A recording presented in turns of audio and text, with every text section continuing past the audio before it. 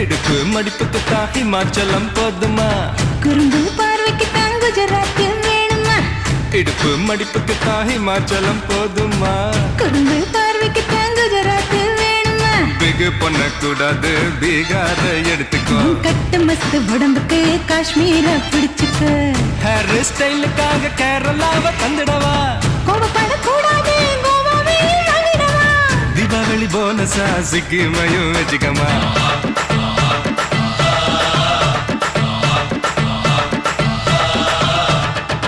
தங்க நேரத்துக்கு தான் தமிழ்நாட்டை எழுதி தரட்டுமா